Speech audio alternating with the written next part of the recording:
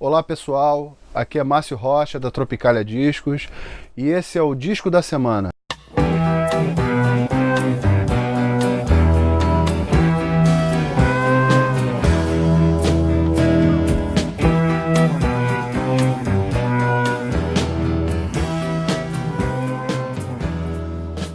O nome do disco é Terra dos Pássaros porque ele foi para os Estados Unidos, comprou uma Gibson Birdland, modelo Birdland, que em inglês significa Terra dos Pássaros.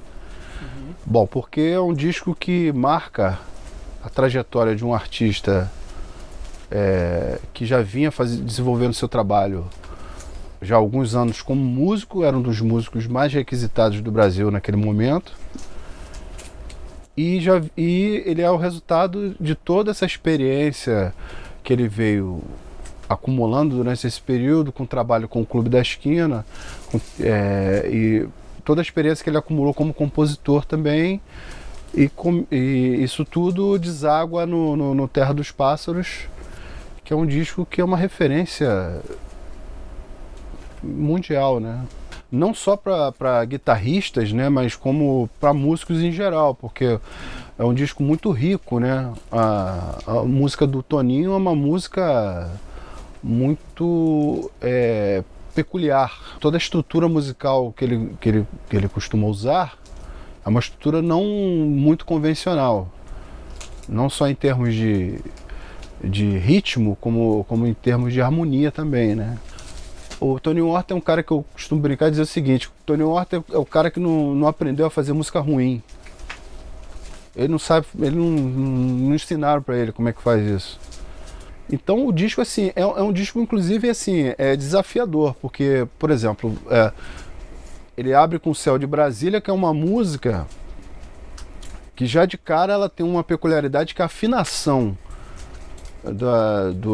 da guitarra, do violão, no caso, que faz a base da música, é uma afinação totalmente atípica, né? Que ele pegou a segunda corda, a Si, e jogou para Sol, se não me falha a memória.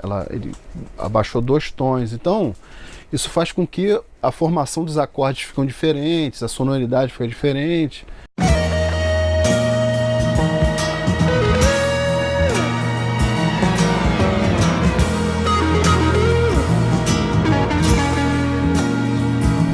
Você não pode falar desse disco aqui sem falar desse disco aqui e sem falar do Promise of the Sun do Airto Moreira. Por quê? Justamente quando o Toninho foi para os Estados Unidos gravar esse disco do Milton e gravar o disco do Airto, o que aconteceu? A sessão de gravação do disco transcorreu muito bem, do disco do Milton, né? Transcorreu muito bem, a ponto de sobrarem horas de estúdio que a gravadora já tinha pago, já tudo pago, e fitas também, né? Ele foi gravado nos Estados Unidos, o disco, com músicos brasileiros e americanos. Então o Milton, numa atitude super generosa, olhou pro Toninho e falou: olha, se você quiser, estão aqui as fitas e estão aí as horas de estúdio. Se você quiser fazer qualquer coisa, desenvolver alguma coisa aí, é contigo. O Terra dos Pássaros, né, é um disco de resistência, porque ele começou despretensiosamente, como estou te falando, nos Estados Unidos. Ele gravou toda a base do disco ele trouxe para o Brasil e ofereceu para as gravadoras. O problema é que naquele momento as gravadoras, um pouco antes, 74, 75, eles estavam reformulando administrativamente as gravadoras. Muito artista sendo dispensado. E aí eles criaram o tal do departamento de marketing, que era o departamento que basicamente era o seguinte: é o cara que vai dizer se aquilo interessa ou não para a gravadora.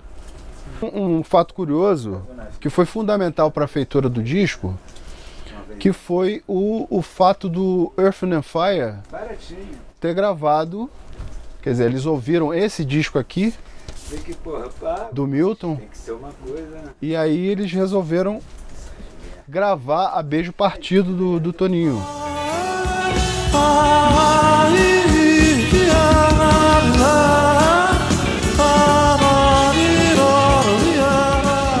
acabou que a música não entrou no disco, né? Como eles queriam, mas virou uma vinheta no disco chamada Brasília Rhymes.